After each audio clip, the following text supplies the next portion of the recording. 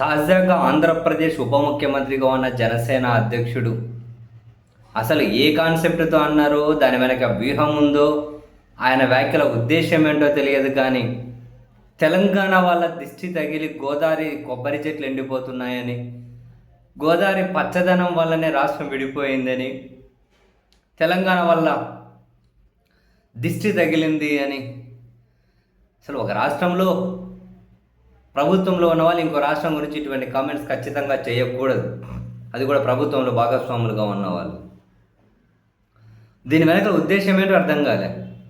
ఒకవేళ తెలంగాణ సమాజం నుంచి తీవ్ర స్థాయిలో కనుక ఎదురుదాడి వస్తే ఈయన మీదకు తీవ్ర స్థాయిలో కనుక విరుచుకుపడితే దాన్ని ముందు పెట్టి ఆంధ్రప్రదేశ్లో ఏమైనా కనుక రాజకీయంగా ప్రయోజనం కలుగుతుందని చెప్పి భావించారేమో, నాకైతే అర్థం కావట్లేదు.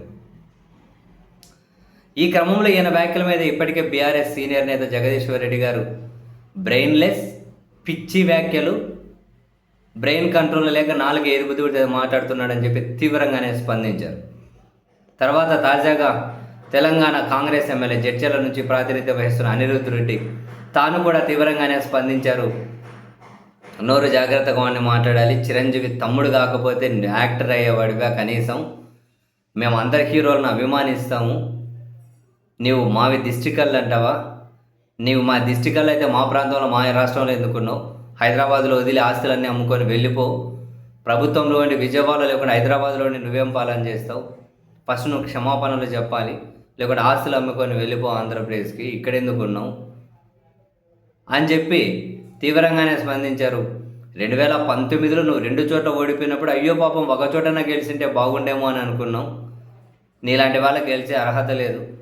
15 ఏళ్ళు చంద్రబాబు సీఎం ఉండాలి, 15 ఏళ్ళ తర్వాత నేను సీఎం అవుతా అంటున్నావు. 70 ఏళ్ళు దాటిన తర్వాత సీఎం అయి నువ్వు చేసేది ఏముంది?